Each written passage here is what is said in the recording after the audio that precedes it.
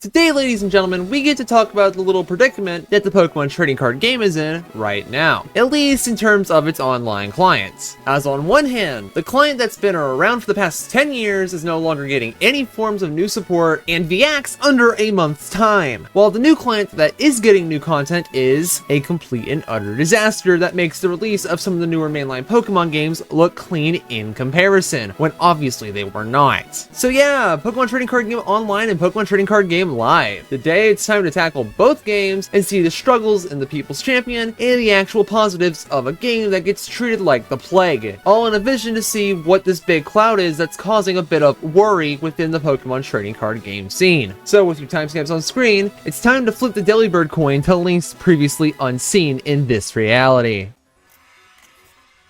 As someone who has played Pokemon TCG Online for over 10 years at this point, I can say easily that this game is not all sunshine and rainbows as the propaganda would lead you to believe. And yes, this is with a modern perspective as always. So no rants from nonsense that took place in the 2010s, only stuff that matters now. I still hate you, Shaman. We'll be looking at the entire game here, but first starting with the board play shenanigans, because you know, that's the actual gameplay. Although of course I do see it necessary to begin with the basics summarized very quickly. 60 cards total, a rule set of your choosing with cards from said validation, and a battle featuring potentially multiple Pokemon with features like evolutions, ability, and energies required, or in some cases, not required to attack, with a win decided on one of three primary goals. Either by knocking out Pokemon until a player reaches 0, either player takes all their prize cards, or either player runs out of cards to draw at the start of a turn. And while there are a few other cards that can add win or lose cons, that's the basics for the game, that make it pretty simple to understand for both players and spectators alike. Just pure bliss. But when it comes to critiquing PTCGO in regards to its basic board play, most of it is good and pretty damn smooth. From the discard pile with its toggle, energy and tool details being easily accessible by hovering over them, or extra attacks or abilities granted to the Pokemon just being off to the side, there's some good stuff here. Which leads my only real gripe to Online's battling system, just being the fact that damage is not calculated for you, so you get to deal with some horrible mental math and nothing more. Which means now it's time to zoom out a bit and get a look at what you get to play, as the game gives many ways for you to experience the game through official formats with their own card selections and ban lists. Standard for a horribly stacked meta involving all the cards from the Sword and Shield sets, meaning Comfey and Mew VMAX spam, so it sucks. Expanded being the good format with all kinds of crazy stuff, involving every card from Black and White to Sword and Shield, so fun to generate Latios turn 1 wins, or Wally Lugia-ing to be a real piece of work. Legacy for your nostalgia dive of Black and White plus Heart Gold and Soul Silver sets, because the latter doesn't really have much of a presence in the two formats that matter. Unlimited, which is a friends list exclusive format where everything is legal. Wow, who cares? And finally, the theme format, a place for the most heinous pre-constructed decks of all time. Decks that are absolutely terrible in their card distribution that ends up playing very slowly and revolving around Charizard. Yeah, crazy how metas work. But funny how despite every meta being flawed in some form or fashion, they're all perfect in their own little twisted ways. But once again, the fun can't end here, because there's more gameplay content to dive into, like the deck testing feature, which isn't very good. It lets you play against a bot who has an unviable deck against the one that you've built. Absolutely lovely and hardly even a real deck test. Events exist to give the community tournaments to partake in at the cost of tickets, which allow you to partake in some good old-fashioned 8-man bracket style tournaments, which, fun fact, has half the timer that the main game has, which keeps game times somewhat faster as you just sit there and shuffle Comfeys around for 10 minutes. But despite that, on average, these do end up running for a while, but at least the rewards for succeeding are pretty damn nice and honestly worth the wait times. There's also a tutorial that exists for a nice distraction, and of course the holy grail of the game's content, the Trainer Challenge. 3 lineups of battles against OCs controlled by bots with progression coming from winning one after another, all while you are locked exclusively into theme decks. There's more here to touch on in a minute, but good lord is this boring. Don't get me wrong, alright? Having single player content content is nice, but the only reason you're even playing this mode to begin with is, of course, our super important transition into getting cards. Obviously, getting cards is the most important part of the game. You need them to play the game in the first place. But here in TCG Online, we get to see the game's biggest weakness. As sure, you do get to start the game with a few cards, the problem is how blatantly outdated and unviable they are. Meaning if you want to play online immediately after starting the game, you're kinda screwed. But wait, can't you just earn booster packs in the game? Well, yes, obviously, but therein lies the issue. Single cards are not obtainable outside of the single 3-letter rewards. Now, packs, on the other hand, are much more obtainable, but have their own issues, as most of the game's packs and the cards inside are completely untradeable, meaning not only are you getting constant filler, but an unusable amount of the same cards that you can't even get rid of. The game's trading economy is far too over-centralizing to only have 2 methods for actually earning tradable packs. A very grindy daily challenge based on type, massively altering what decks you'd be using compared to what you'd typically be playing, and the events for actually performing well. So, 2 things that new players will consistently struggle with just to have 1/3 of the packs they need to trade for a single card of value, or even more because of speculative markets. But of course, to pretend gambling through the untradeable packs is the most inefficient way to actually get what you need isn't quite as horrible as I've been painting. Although it's still an unhealthy grind that makes the BDSP Battle Tower reward grind look okay, as all packs either gathered from some event rewards, the Trainer Challenge 4 wins, the Trainer Challenge Theme Deck reward, the Wheel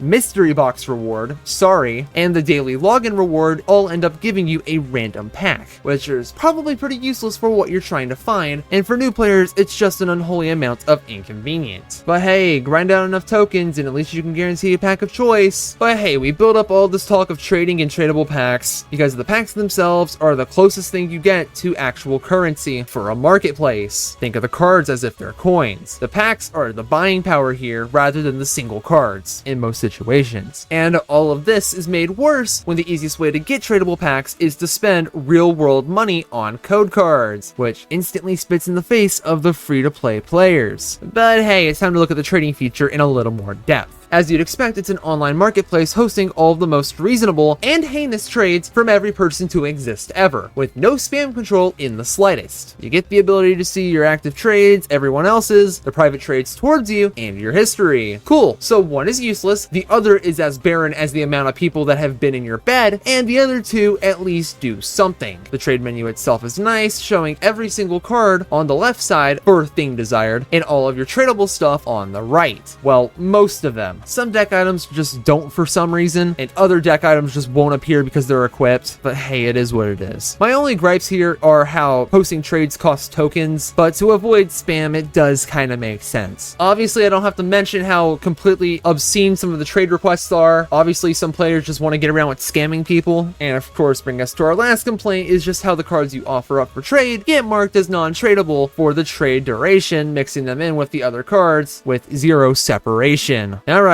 all of that, and we somehow still haven't even gotten to the collection yet, which the collection, as you would expect again, is pretty nice and simple, with outstanding sorting options, the visual differences between tradable and untradable cards, and some damn good filters to make searching them even easier. Or, you know, just use the search bar. All packs earned in the game go to the storage to be opened whenever your body is ready, unlike a certain other game. Although making the deal better, we get 3 little toggles for each card, each serving as bookmarks, and one of them to have a minor integration with trading, which is just awesome. Similarly hype is the banned card details, an icon you can click to see what cards make the game unplayable or are unplayable due to their impact to making the game unplayable, keeping everything neatly conveyed to the player. However, there's gotta be a minor issue to nitpick in here somewhere, and that this time comes down to the raw amount of cards that end up cluttering the collection, specifically the alternate versions of the same cards that end up looking very similar and just come off as filler. But yeah, minor nitpick. And with that said, it's time to turn our focus towards the shop, a place to spend tokens for packs, theme decks to earn a pack, and a few deck cosmetics. And that's it in terms of buying things. But hold on, what's that? Redeem codes? Yep, the pay-to-win nature of the game strikes here, as when you redeem codes from the physical products, you'll get tradable packs or card, allowing for players who pump money into the game to get anything they need within just a couple of trades after, or just the redeems themselves, while the free-to-play players are forced to eat the poo-poo, which does have a habit habit of allowing new players who do pay up money to actually get decks that they need extremely quickly, which also has a bit of a positive negative payoff. But hey, at least it's something. Now, rounding out our view of TCG Online, we're just going to speed through the rest as there's not much left to observe. The deck manager, while nice with its many tabs and win-loss tracking for each deck, has an issue where the decks that you build that you're missing cards for will only show up in the All Decks tab rather than their respective tabs, consistently finding a way to be a pest, which doesn't help as they usually end up getting lost in a sea of theme decks. Although one neat little thing to mention in the deck builder is the deck wizard, which will automatically build a deck for you just from selecting a few cards that you like, and those decks are completely unviable. This feature is just a meme. The avatar page exists so you can build your own NFT and complain about the pretty lacking variety as well. The challenge menu exists for tracking your daily challenges and progression towards the deck customization rewards there. A stat page also exists loaded with nice details of your stats for your collection and gameplay, but somehow manages to miss out on tracking your overall wins and losses. But that's a different discussion entirely. A friends list that you'll probably never use, as well as a notification box, and finally, a public chat room that would absolutely never get toxic and people would never tell you to harm yourself in Minecraft. But ladies and gentlemen, that's all to TCG Online. A damn fine experience, but only if you have the money to put into it. Else why, it's just a cruel and wicked place to be. But if that wasn't all, TCG Alive itself also manages to fit that description as well. Yep, it's time for that absolute mess.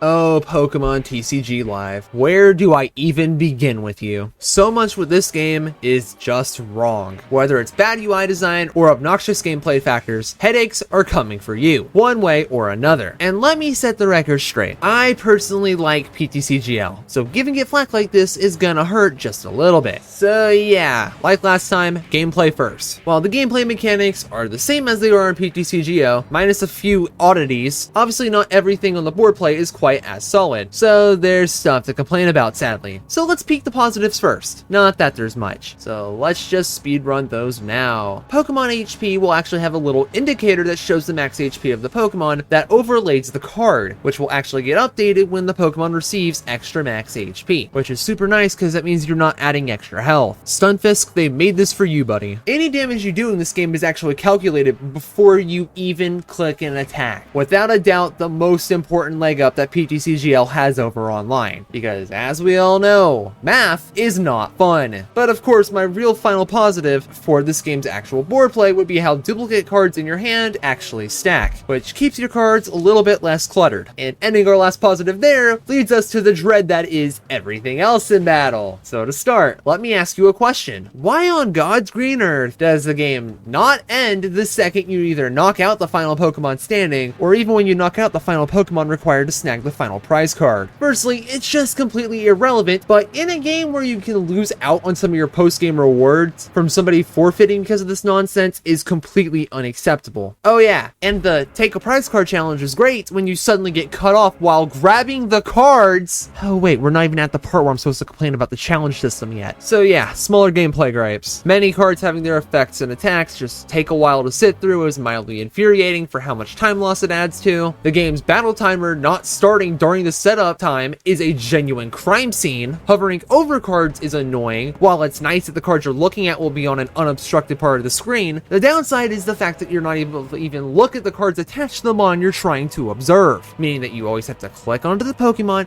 and arrow over and hope to God the opponent doesn't click anything that'll force you out of the screen needlessly, which is just tedious to find what a card does. The discard pile being a disorganized mess in chronological order is kind of annoying due to the lack of a card stacking feature just to get better card counts. Extra attacks or abilities granted through other cards just get cluttered for some reason. The deck boxes aren't even visible in battle, making them feel pretty worthless at times. The UI is kinda bad, mainly for its ability to show whether or not a GX attack or a V-Star ability has even been used. Seriously, a line through the middle feels a little subtle. Cards shuffled back into a player's deck just go back in instantly without being shown to both players, keeping the other one in the dark for no reason. And what I'll concede consider a finally, although the list probably doesn't end here, is the lack of a way to mute the opponents in battle. Yep, getting emotes spammed for a game has never felt so frustrating, and that's ignoring the emotes themselves being pretty boring in general. But hey, awesome news! We can leave the battle scene now, and go on to the more complicated growing pains. So starting us off here is the collection and deck manager. Wait, what do you mean there's not a collection tab? Yeah, somehow something as nice and simple and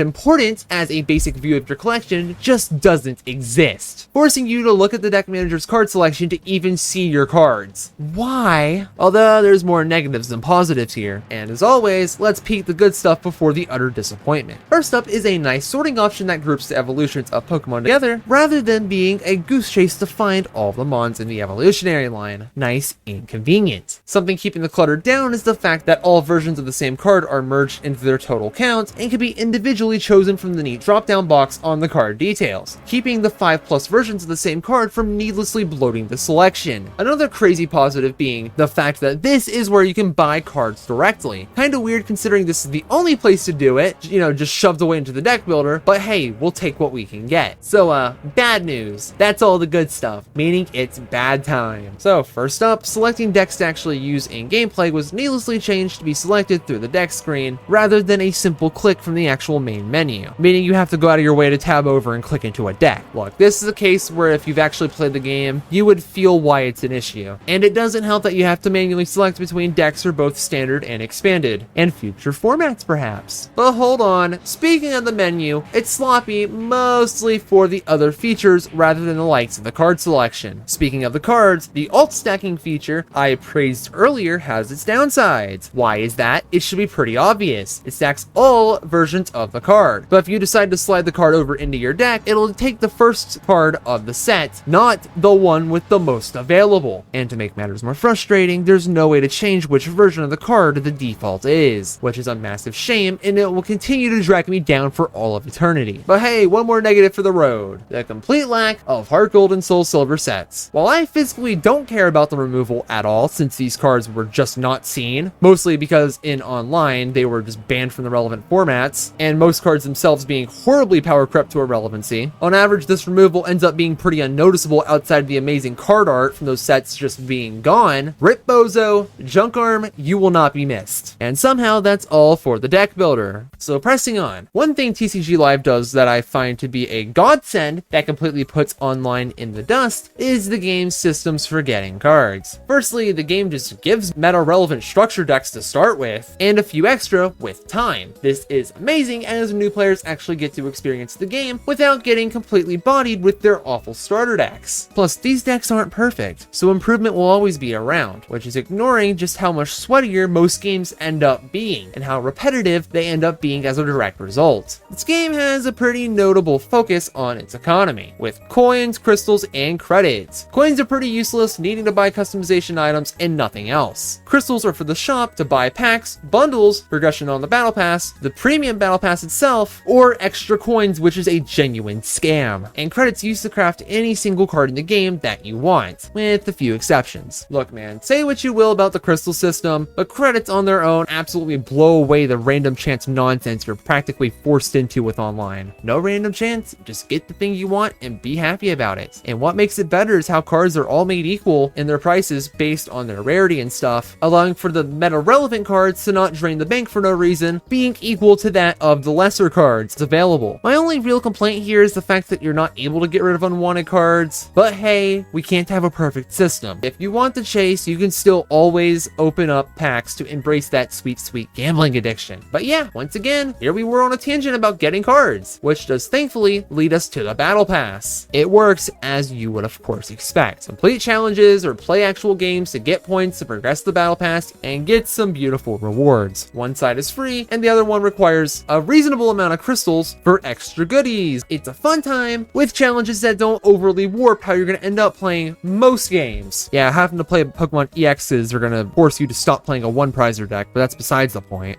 While on their own, these challenges end up being achievable within 10 minutes time, being available daily with a free challenge swap. Although that does beg the question of, is there a downside here? Well, it comes down to a double-edged sword, as the battle pass goes on for a long time between versions, allowing you loads of time to complete it, but once it's done, you're essentially wasting time playing the game outside of of the one daily challenge for crystals, meaning there's not that much more of a reason to even play the game at that point. And a big key factor to that is the sheer lack of single player content in the game, as the only forms of that in the game is the tutorial itself and the deck testing feature. That's it, meaning all the gameplay value is just PvP nonsense. But hey, slow down there, partner, because I can't just skip over the fact that you can actually use cards you don't even own when testing decks is just an absolutely stellar aspect. Okay, at this point we just get to rapid fire through what features are even left in the game. A pretty mid avatar creator, this time around using a 3D model rather than a JPEG, a tracker for certain sets locked to the shop that isn't even that useful, a code redeeming feature in the shop, but it actually shows you the number of cards that you're currently redeeming. While that positive does exist, the simple fact that there's a cap on the amount of cards you can redeem per code card type is an actual crime. Oh hey, did you get 400 packs of Vivid Voltage? Well, eat shit, you can't redeem another one. A friends list, not that you're adding people to it. The game's main loading screen will actually load another screen on top of it, showcasing the temporarily banned cards, which serves as a nice news alert. A very bare bones stat screen that makes Black Ops 4 stat screens look good. A leveling system with pretty weak rewards, but at least it's some form of progression. And finally, I hope, a ranked mode with its own ladder and rewards for certain placings, which absolutely makes up for killing off the tournament mode. Also, one last note, the game lacks any form of trading feature at all. Yeah, you'd hope for the game with trading in its name would have this trait to, I don't know, connect the community. Good lord, why is this not here? And that, ladies and gentlemen, is all there is to Pokemon Trading Card Game Live. Well, almost everything. It's a game with some good highs and some absolutely deep lows, which of course brings us to the other part of the video, the part that the title hinted at all this time. The issues. Do I even need to outline the issues that the online Pokemon TCG experience is being posed with? Well, it's in the title, so I have to. The first issue, and the main reason this video has even been made at all, is the future sunsetting of PTCGO, and all of its lack of Scarlet and Violet content onwards, because that means the stuff people care about, you know, the new content, won't actually exist on the client, but will on the other one, which is the future of the Pokemon TCG experience, might I remind you, encouraging people to move over to a platform that is in fact buggy beyond belief, and lacks some basic content that the previous game had, making it in many situations feel like that the Pokemon TCG experience is somehow being set back. In terms of general issues, a lot just doesn't work, and sometimes you can't even use an attack or an ability, as they're just broken, or many other issues that I've heard people bickering about non-stop online. TCG Live, Scarlet and Violet, BDSP, they all have the issue of just being pretty damn unplayable upon release, and in this case with Live, it's still going pretty strong today. Which might I remind you, at some point, anyone who's playing online will be forced into playing live. But while I could sit here and show off all of the smaller issues, like how I could show you these random item cards that are being grouped in with the Pokemon, right? I could do it, but I won't. Wait, I just did. Never mind. But a real game issue that I want to talk about is how poorly optimized the mobile version of the game is. First off, holy heck, there's a mobile game. But secondly, this game works exactly as you would expect on mobile. Massive screen crunch, a little touchy in some areas, and it cooks your phone to lengths previously unseen. Seriously, man, 3 minutes of the game being open and it's already hot. Give it 10 and you might be able to cook an egg on it. Okay, but for real, there is no reason modern phones should be having this kind of overheating issue from a card game. Needless to say, Live just being in a generally not good state sure as hell isn't doing the player base any favors. But it gets worse considering the fact that players will be moving over from online using the migration feature, as this feature allows you to bring over most of your cards and customization items from online straight to Live in a matter of mere seconds, but has the issue of completely preventing you from ever going back to online with the account used. So you get forced into playing a broken game with loads of cards that cannot be used at all, you know, due to the missing formats. This right here is the first definition for the word frustrating. And with how long the bugs have gone unchecked in the game, or how frequently new ones arrive, it just ends up being a massive headache. Overall, the real issue comes down to the simple fact that people don't like moving from old game with 10 plus years of development to an inferior one with a copious amount of problems and a lack of content. But the fact that updates for the gameplay fixes just take so painfully long to happen clearly is not helping in the long run, which hurts when you're not able to just go back to the game that you used prior. And ladies and gentlemen, that's all I have to say on the subject. The official Pokemon TCG card simulators are just in a troubled state, and I really hope for a positive wave soon.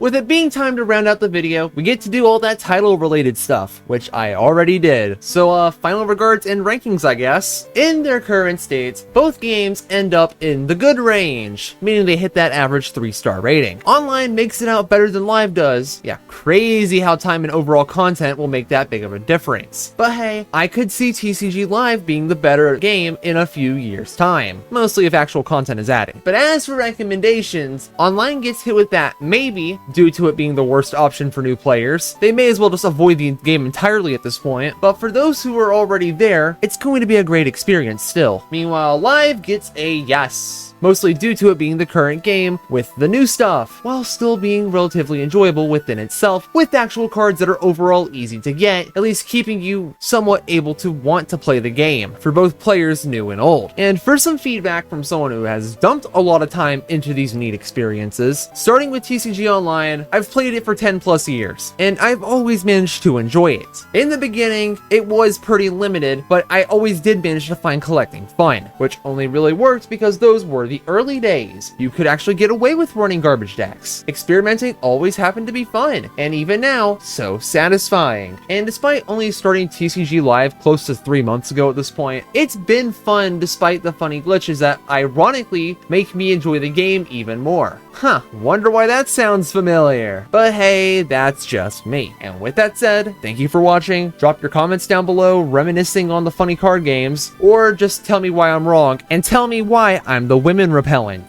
So until next time, just let me win the damn coin flip!